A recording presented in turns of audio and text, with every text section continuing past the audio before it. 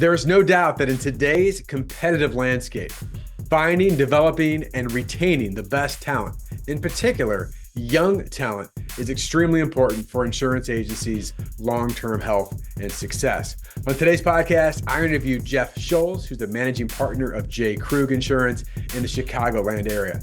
Among many things, we talk specifically about the unique and proven process they have developed to find, develop, and retain great young talent. Enjoy the episode. Welcome to the Agent Leader Podcast. This is the podcast for agency leaders to learn, to grow, to develop, and ultimately become their best version possible. My name is Brent Kelly. I am your host. Excited to be with you on this episode. I have a great guest with me today. I've got Jeff Schulz from Krug, and I'll let Jeff give a little bit of history and background, but excited to have Jeff in. And I know his accelerated path in insurance and now his responsibility as a leader for the agency is going to be super insightful to all the listeners today. So with that, Jeff, I'm just going to go ahead and say, welcome to the podcast. Thanks a lot, Brent. Excited to be here. Looking forward to it. Yeah, it's going to be a fun conversation, and certainly know Jeff through our relationship in the Sitkins group. And I just know he'll have some exciting things to share. And I told him before, if he's got a joke, he can add that too. I don't know if that's gonna come or not, Jeff. No pressure. We'll see. We'll save it. We'll have some fun. Well, if you would just start off by just letting the audience know about the agency, certainly your role within the agency, what you do, and I'd like to get a history, because we were talking before we started recording. You haven't really been in the game that long. Maybe it seems like it's a long time to you. But I think you've had 16 years. Yeah. Yeah. So just give me a background history of your path, your journey, and about the agency, Jeff. Yeah. So I was introduced to the independent insurance world. Tom Krug, our president, we were fraternity brothers. I met Jeff Krug, who was the original founder, down at Illinois State when he would come and visit Tom. So he would tell some good stories, speak very highly of the industry.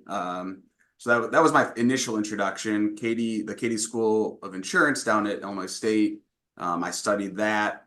So I graduated in 2008. It was a tough hiring situation. Market was not ideal. I reached out to Tom and Jeff. They said, we don't really need you. Can't really pay you a ton, but hey, let's do it. So I started there just doing basic account management, COIs, really learning from ground up. And it was actually great because the first year at our old office, Tom, Jeff were sharing an office. They go sit next to Tom. We'll all be in here. You can listen to us for the next year or so and learn that way. So that was my start to the industry, and really just growing it from there. But Krug as a whole, we like to say we're a 40-year-old startup. Tom bought his father out 6 years ago. Kind of recapitalized, brought in myself, Logan Simios, who runs our benefits division. So we were no longer a family agency. And at that point, we kind of committed to organic growth. How do we do this? Who do we hire? That process. So it's been a fun 5 or 6 years with a lot of growth. Personally, I have a small book of business. Alarm security, contractors, dealers, integrators, specialized insurance. That's my niche. Everyone at the firm has some sort of focus, but outside of that, I oversee our commercial property casualty division. We have 10 producers, 3 account managers. So I've seen it all. So I have different insights with the account managers, with the sales team. But it's been a good 16 years and my first job, and hopefully it's my only job. Well, I mean, I'm assuming you grew up, or as a small child, dreaming about being in the insurance business, right, Jeff? Who doesn't? Yeah, you did, right? Well, I mean, every day I just kept thinking about it. And there are a select few that did or grew up around it, but you're like many. You kind of like got brought into it, and once you're in, you're like, it's a pretty good deal, right? It's a good career, and as much as I'd love to hear some fraternity brother stories, I'm not going to ask you about those. But you came in basically like, hey, it's 2008. Obviously not a great economy. I got something to do besides, hang out at my apartment or house or whatever. Yeah. And since then, we were talking before we started recording. Your path of earning designations. I mean, from basically like I don't know anything I'll sit and learn. And now, of course, you're leading managing producers. You've got a niche business, as you said, in alarm and securities. So there's a lot of information and knowledge there. If you would share with the audience your path. I mean, everybody's got their own journey, but like how knowledge and education and leaning into some of these things, including designations, has impacted your career, Jeff. Yeah, I think it really started from that sharing the office with Tom and Jeff. It's you listen how people speak and Yep. you pick it up there and you realize how knowledgeable you have to be in this industry to set yourself apart. There's a lot of insurance agents, brokers available. So how are you going to be different? So that's something Jeff had always told us is what are you going to do to be different? The expectation is you're going to be better than the competition. So I think I sat through my first CIC within 2 months of I failed miserably. It was like the hardest class ever. I'm like, I probably shouldn't be in this class, but hey, let's do it. And then I passed, I did the rest of the CIC over the next 2 years, didn't have any issues. I started my CRM, I did that. So I was 10 out of 11. I failed the first one and then passed it. But it's a very important in this industry is to be able to communicate and know what you're selling and know that if a client calls, whether it's covered or not, you've probably had that conversation, and there really shouldn't be any surprises because the product you're selling and you've had a discussion with that client. So yeah, it's terrific. I mean, and listen, everybody's got their own path and journey on this, but it hit me as you were saying that, Jeff. There's multiple ways to learn, and certainly there's going through classes and programs and all of that informational stuff, which is critically important about policies and documents and all that kind of stuff. And the other part of it is you said just kind of sitting around. I say sitting around, but sitting with other leaders that just listen to them talk and how do they communicate. And I always think about this back to my journey, and I was telling you, I got my CIC. I think it was '05. Gosh, a long time ago, almost 20 years ago. But there was great learning in that. But the bigger part of the learning, or at least in conjunction with that learning, was just hanging around people who lived it and breathed it every day. And it reminds me of the great and famous quote by Charlie Tremendous Jones. By the way, Jeff, if you can ever be so good that your middle name or middle name is tremendous, life is good. But he said, in 5 years, you'll be the same person as you are today, except for the books that you read and the people you meet. And I think about that as true of, you could say the CICs you attend or whatever else and the people you hang out with. And I think you're a great testament of that.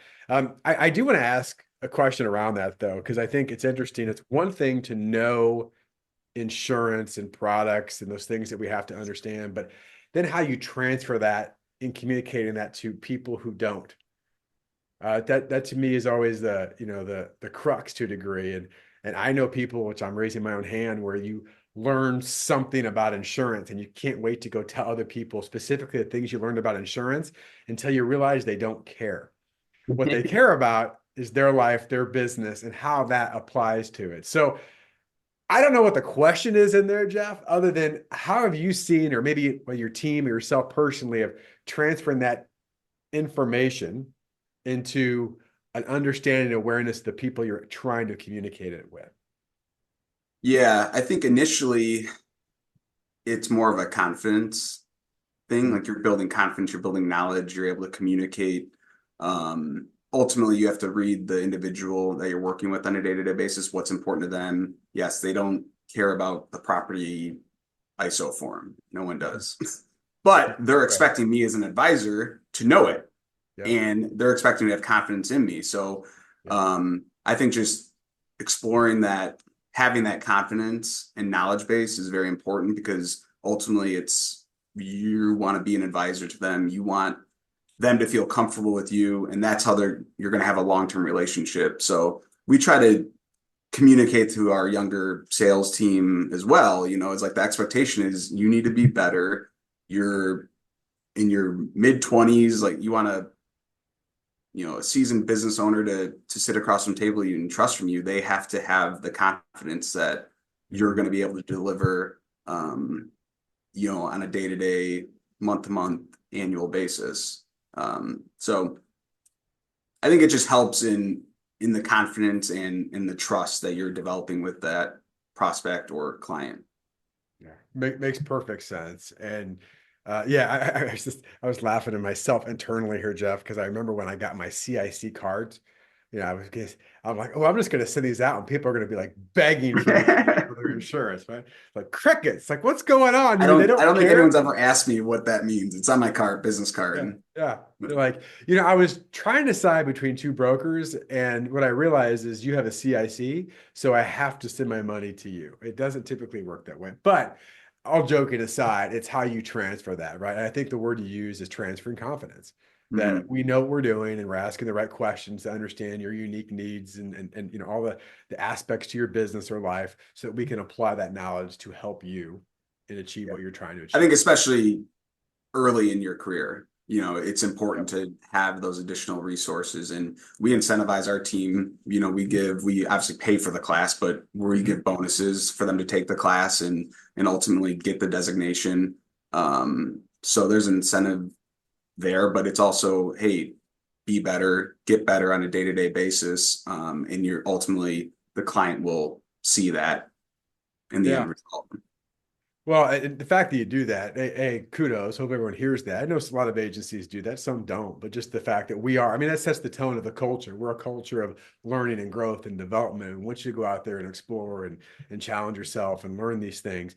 The other thing I know you do, because we do a podcast here, you guys have your own podcast and you do video whiteboards and you got a lot of your young advisors, young producers come on there and they teach things, which I want you to expand on it, and they have discussions. But one thing that I know as someone that does consulting and coaching is that you better know your stuff and work on it and practice if you're going to stand up and share it with somebody.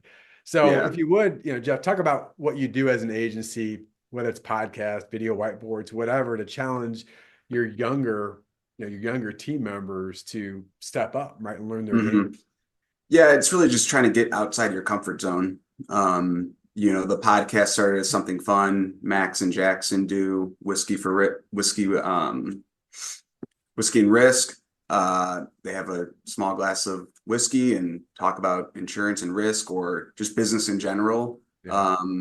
That started a couple years back. We've started Whiteboard Wednesdays for LinkedIn, educating our client base, and a lot of it was just trying to, hey, do something different. Do Mhm. something different that Yep. other people aren't doing. We've gotten great feedback on both. And we also talk a lot about like Me Inc., like this is your business, use it as an Mhm. opportunity.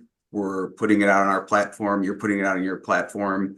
Um, Use it, own it, do something different. You'll get positive feedback if you put into it. Those are just a couple things, but it really started with just like get outside your comfort zone, do something different. Yep. Hey, cold calling's hard, cold emails are hard. You don't get a lot of responses. Like put Yep. some effort towards this, break up the day a little.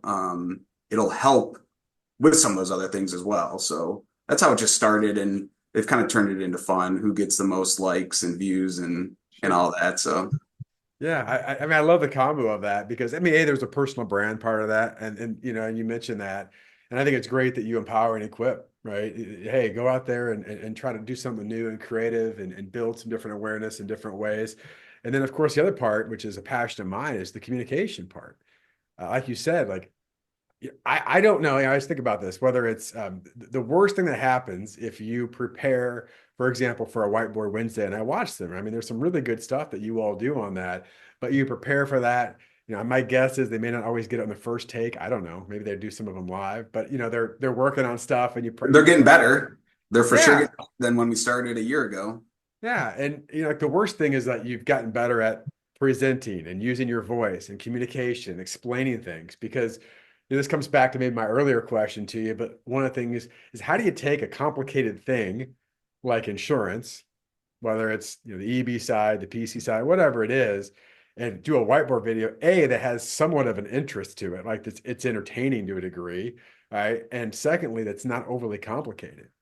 And there's the skill to be developed around that I'll get your feedback, but at some point they're going to be in a one-on-one meeting and there's going to be something that's going to come out from that Yeah. they'll remember doing that.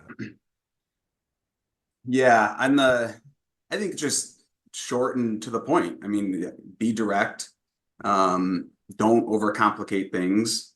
If you drill it down to 1, 2, 3 items, be direct, say this is why, this is the reason, and you're done. I think it helps, it's like a lot of times we overcomplicate things, make it more difficult to understand. Just be direct, say what you want, say what you are trying to get across, and it'll come off well. I remember author and speaker, and he still has some stuff out there. I like his personality. Jeffrey Gitomer always says, short, sweet, meat. Give them short, sweet meat. And I always think about that, which is a challenge. Like if you could do this in 30 minutes, that's easy. Could you do it in 3? Right. Like, yeah, think about it. So I love that. All right, I want to talk about successes, and you can take this wherever you want. Obviously, with our agent leader audience, we learn from success. We want to replicate success. Every agency, every department, every producer's got their different stories of success. I think we can learn and adapt from it.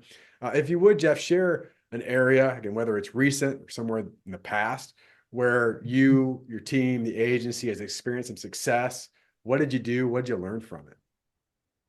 Yeah, so I would say, the 5 or 6 years ago when we committed, we were, I think, 8 or 9 people.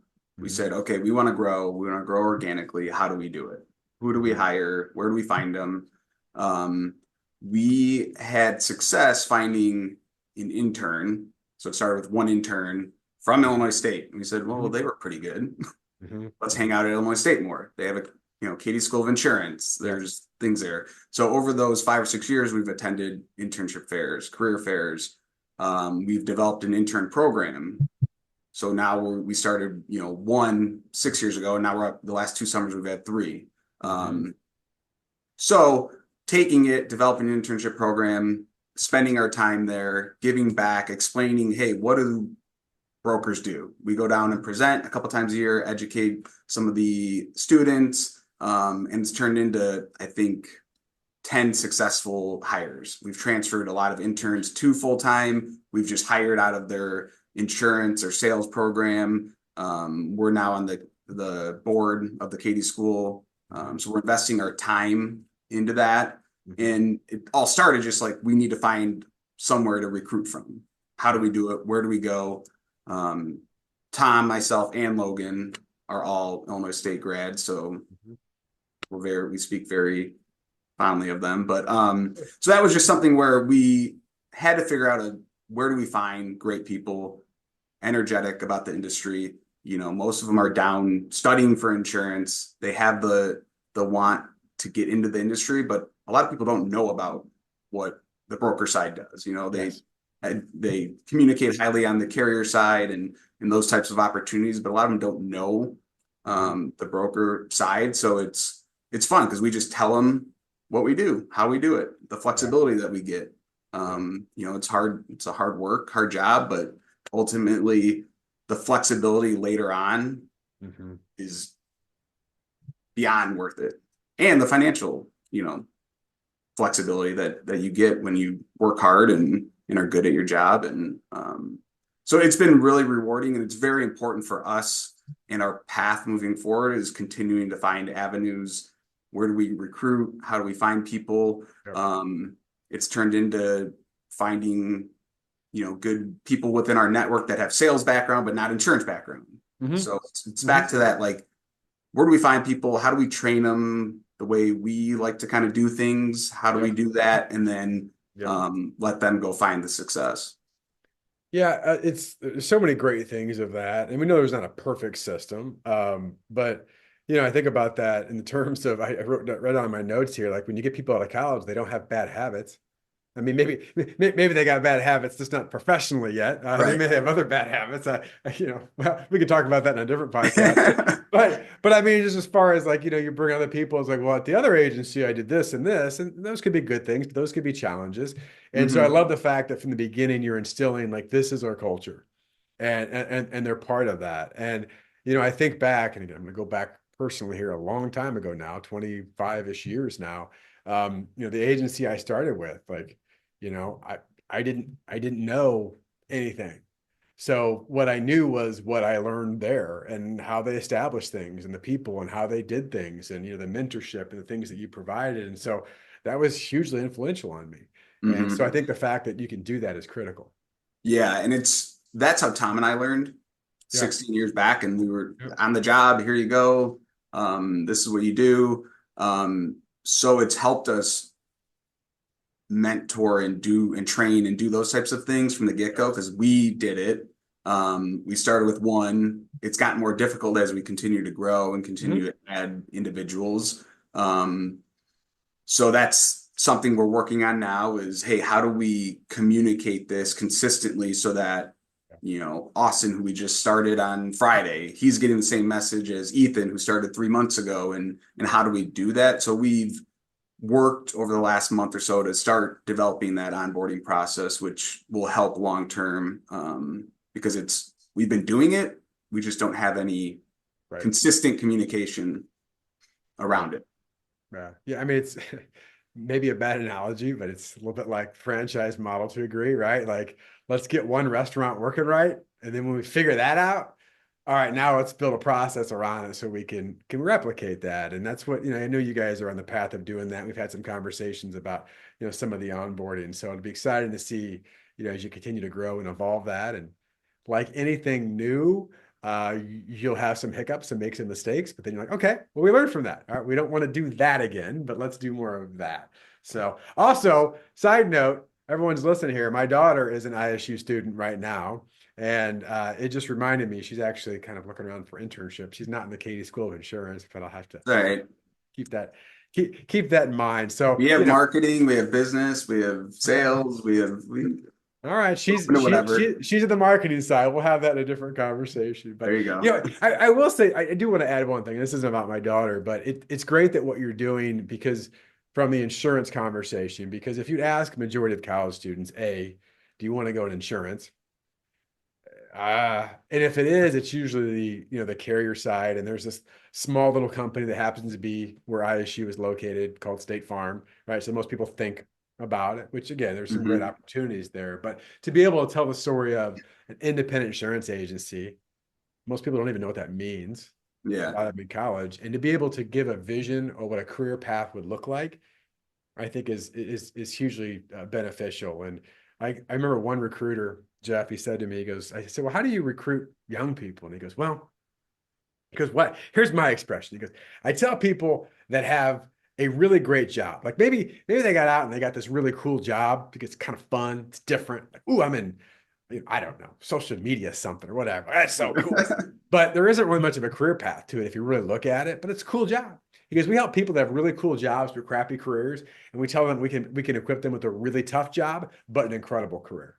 And Hmm. once they get it and they think beyond, 3 years, 5 years, and 10 years, right? People are like, oh, that's pretty cool. So Hmm. I know you And guys it's do. good because we have firsthand examples. We bring Wyatt, Max, Jackson, other members of our sales team down with them who are three, Yeah, 4, 5, 6 years out of school, and we right, go, you present. You have the real right. life example. So that's been really, really rewarding, and I think they enjoy it.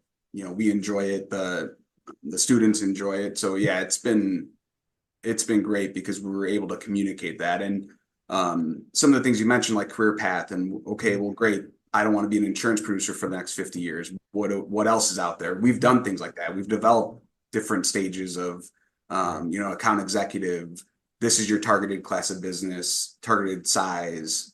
Yeah. Okay, as you grow up, what does it look like from there? So we've documented that and we communicate that to our potential, new hires and staff. So we did have to do that. That was one thing during that Mhm. growth, as we started with the more entry level model that we had to develop.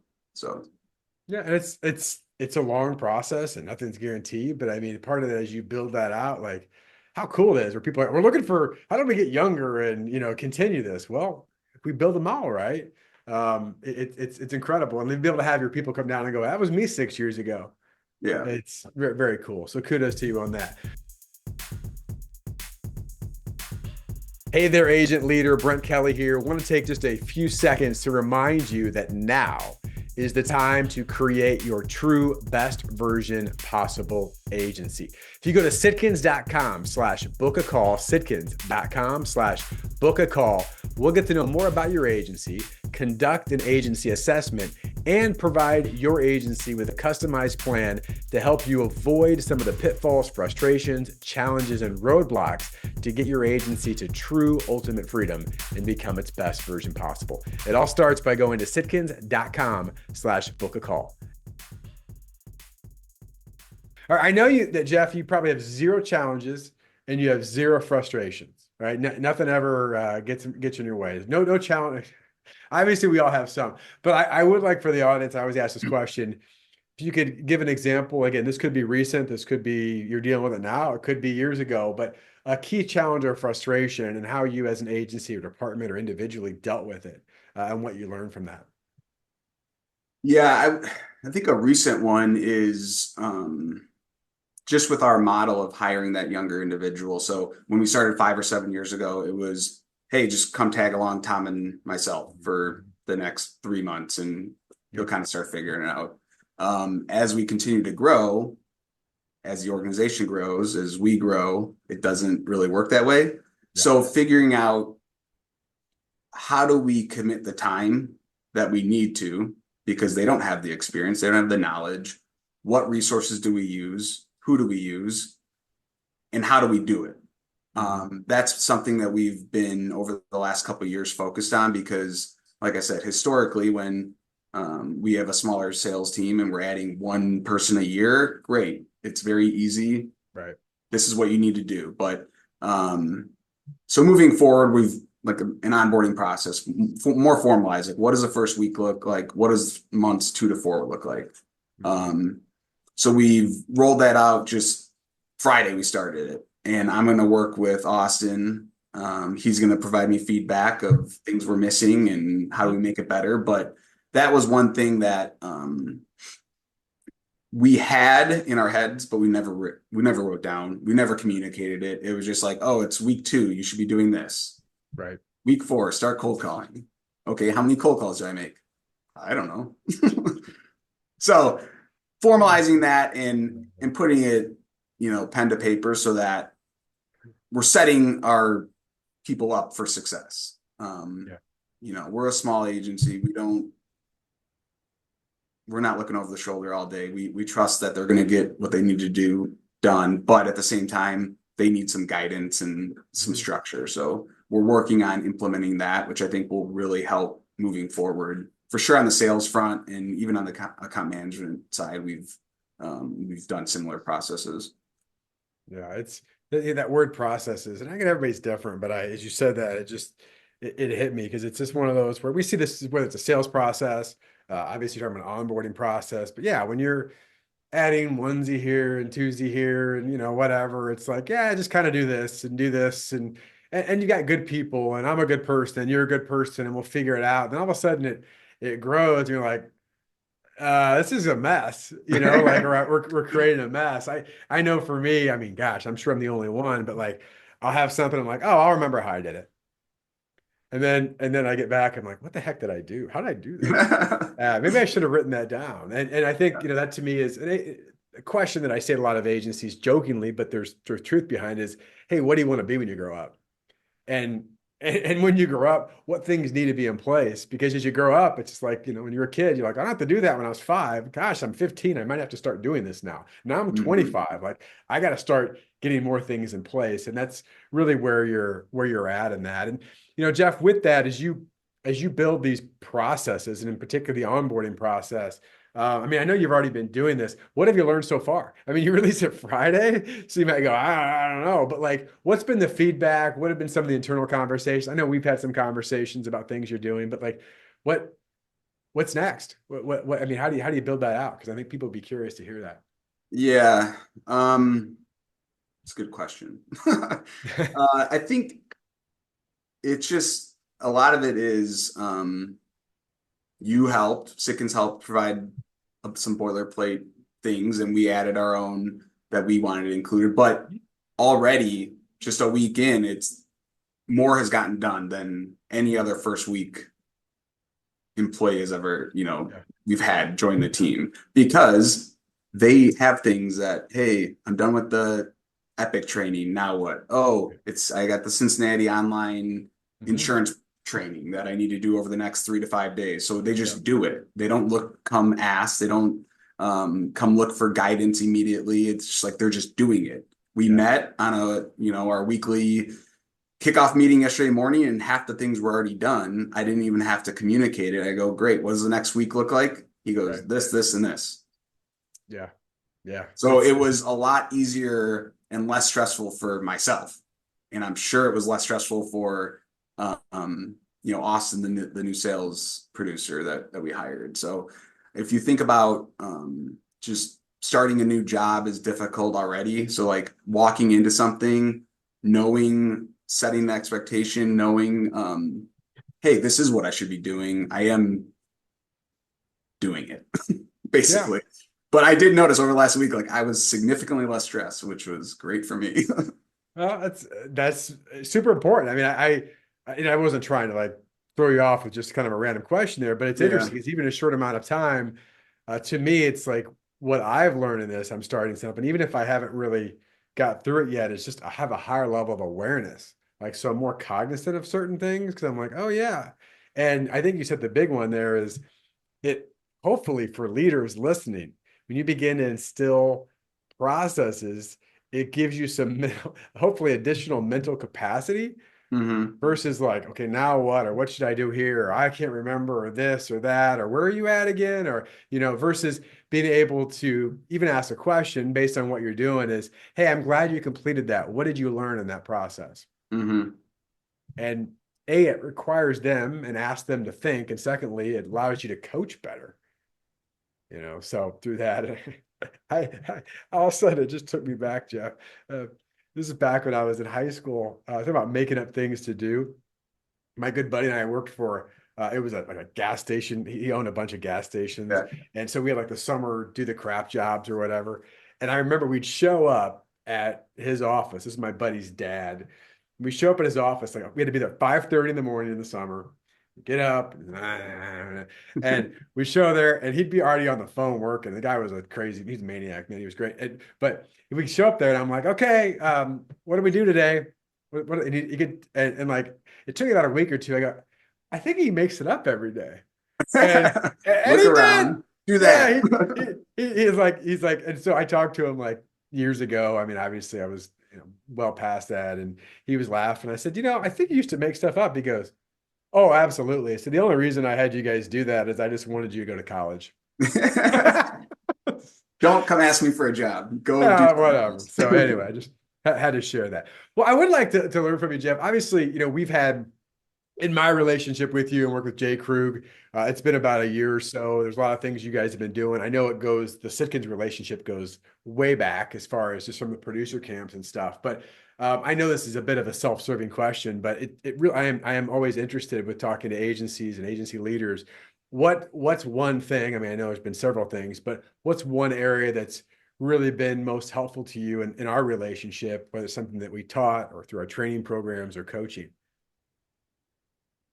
Yeah, so with our model, I think a lot of it was communicating, and I was looking at some of the things we've implemented, and I think a lot of it goes back to setting expectations Mm.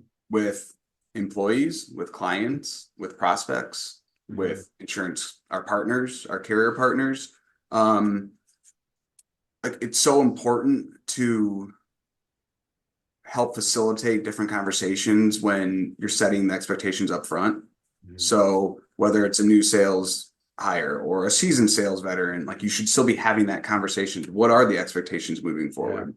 Um, so like a couple things, we've an 80-20 trade down. Our more Mhm. seasoned producers should not be spending time on smaller accounts that we have more entry level individuals ready to take on and ready to help them grow their book of business. So setting those expectations moving forward that there is a plan, you're going to trust, the whoever you're handing it down to, there is trust there. Setting expectations with the account managers and the producer relationship, setting expectations with the account managers directly. with some of the high performance team type situation.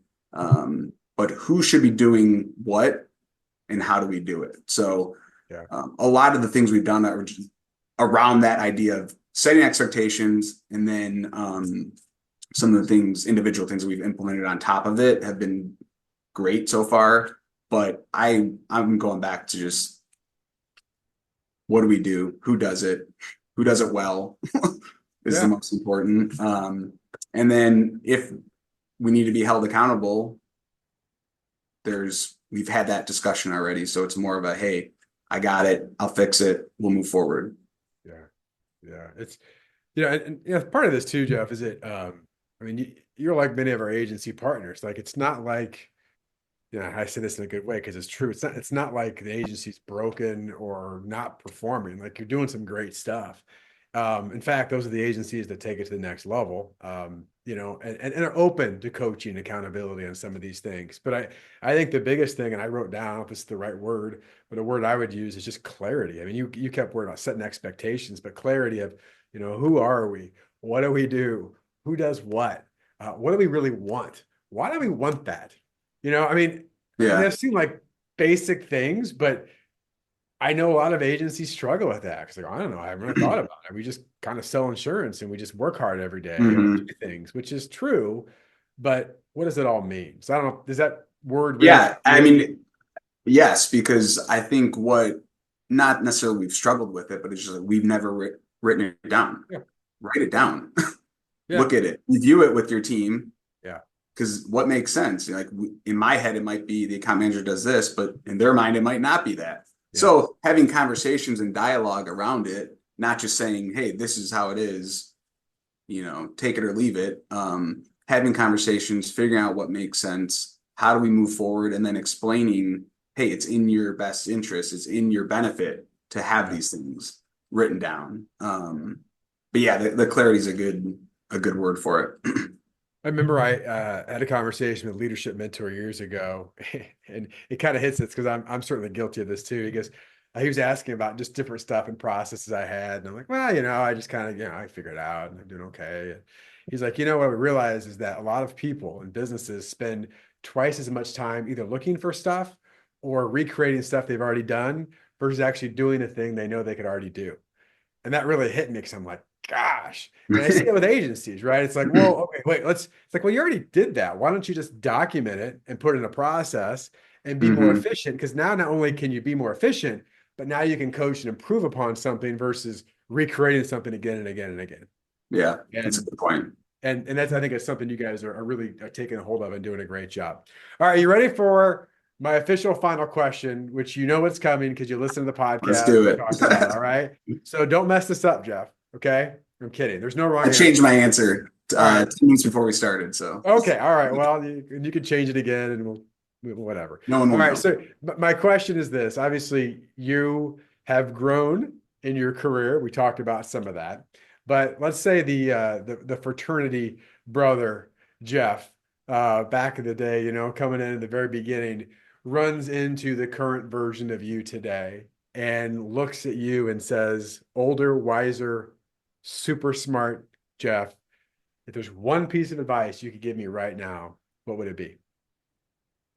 Yeah, I think it took me a while to figure this out, but just being uncomfortable.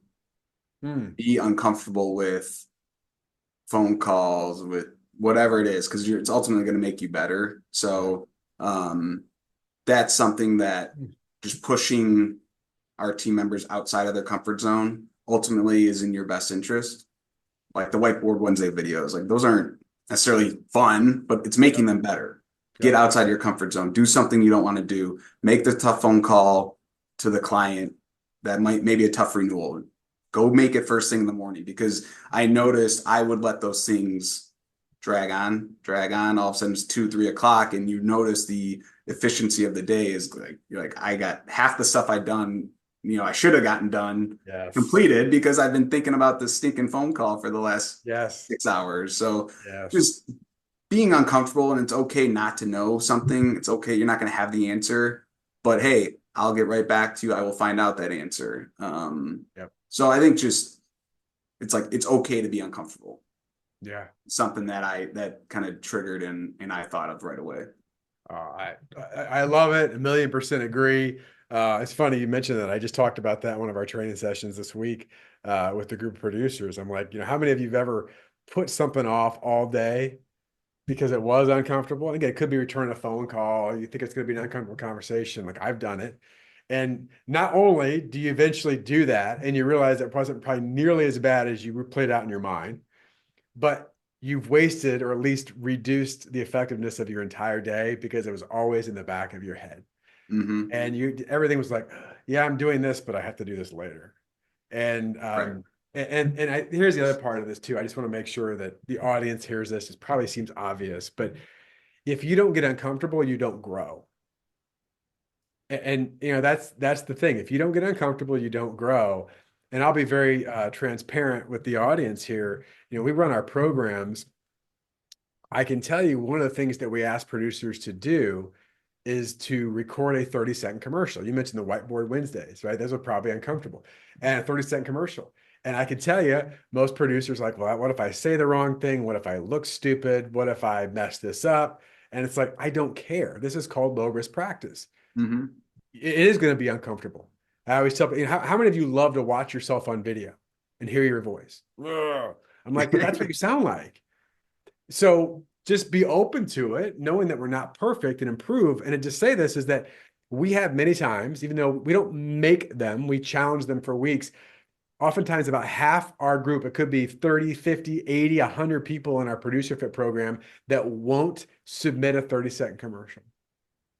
And I'm like, well, maybe some of you just think it's a complete waste of time, however you want to deal with it. But the majority of people that don't, it's because they've got this fear and doubt, and they would rather avoid it than embrace it and grow from it. Mm-hmm. And so I think that advice, Jeff, I love it. I hope everybody heard it. Get uncomfortable. If you run into that younger version of you, you talk to someone today, challenge them in that area. So Jeff, final words before we officially depart to the agent leader audience. Thank you very much. Enjoyed it. Looking forward to your next couple episodes. Well, good. Well, we're excited to have you on here, and you shared a bunch of really great stuff, and you even dressed up with a tie just for me. It's been a while. I know I know you had a breakfast meeting or whatever, but thank you, Jeff. We appreciate you so much. If this podcast, any podcast like this has added value to you, please like, subscribe, share, do the podcast thing. We want to get this word out. We want to help agency leaders truly be that best version possible. So thank you, Jeff, and thanks for listening. The Agent Leader Podcast is brought to you by the fine folks at the Rough Notes Company. They are publishers of the insurance industry's leading magazine and technical insurance content. Rough Notes magazine profiles successful agencies plus keen insights from respected experts on a host of must-know topics. Rough Notes Advantage Plus provides the tools to help your agency grow, providing authoritative information on complex coverage issues. Visit them and learn more at roughnotes.com. Wait, you're still here? Hey, Agent Leader Podcast listeners, Brent Kelly again. I want to first of all thank you for listening to the Agent Leader Podcast and your continued support. If you would like to have more content come your way, please help us by sharing the podcast, subscribing to the podcast, telling people about the podcast. And if you as an agent leader are truly ready to take that next step in your agency, you're committed and want to be that best version possible agency, don't wait. Go to sitkins.com/book a call. Sitkins.com/book a call. We want to provide the blueprint for your agency to help you create more impact with less effort. And it all starts by going to sitkins.com/book a call. All right, now you can actually go. Thanks.